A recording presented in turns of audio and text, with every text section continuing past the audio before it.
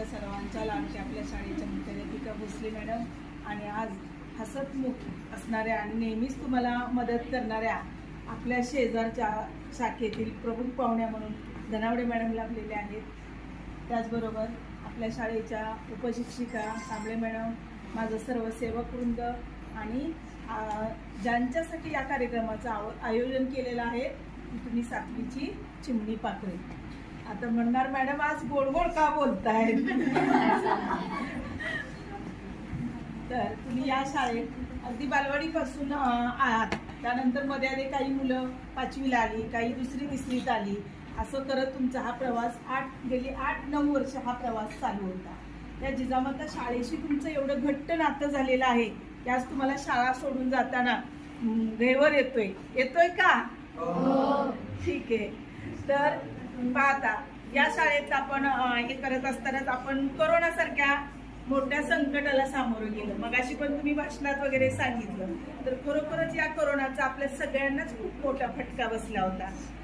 काय फटका बसला होता? तर आपण शाळेपासून दुरावलो होतो आणि शाळेपासून दूर गेल्याचे कितीतरी परिणाम आपल्याला भोगावे लागले. गेले 2-3 वर्ष ते परिणाम भोगतोय आपण. म्हणजेच काय झालं तर आपण अभ्यासापासून मागं पडलो. परंतु हळूहळू तुम्ही तो सगळा गॅप काय केला, भरून काढला आणि यशस्वीपणे आता 7वी पर्यंत तुम्ही वाटचाल केली. आता हे करत असताना आता बघा 7वी पर्यंतचा अभ्यास म्हणजे काय असतो, तर अभ्यास कसा करावा हे आपण शिकतो. 7वी पर्यंत काय, हा पहिला टप्पा तुमच्या शिक्षणाचा पहिला टप्पा. या टप्प्यात तुम्ही काय शिकला, तर अभ्यास कसा करावा आणि आता पुढे काय करणार 8वी पासून 12वी पर्यंत हा अभ्यास कशासाठी करणार. लक्षात येते का तुमच्या? कसा करायचा हे शिकलो आपण जिजामाता शाळेत. आता पुढे जाऊन आपण काय करणार आहोत, हा अभ्यास कशासाठी करणार, म्हणजे मला हा अभ्यास करून मला काय फायदा होणार आहे, काय मी भविष्यासाठी काय करणार आहे, या सगळ्या गोष्टी तुम्ही काय करणार आहात पुढच्या टप्प्यात शिकणार आहात. आता पहा 8वी ते 12वी जसं तुम्ही पूर्वी गाणं ऐकलं असेल 16वं वरीस धोक्याचं, ऐकलंय का? खूप जुनं गाणं आहे. खरं तर ते गाणं तसं करण्यामागे खूप मोठं शास्त्रीय कारण आहे असं म्हटलं तरी चालेल. खरोखरच 8वी ते 12वी हा तुमचा वयाचा टप्पा असतो, तो धोक्याचाच असतो.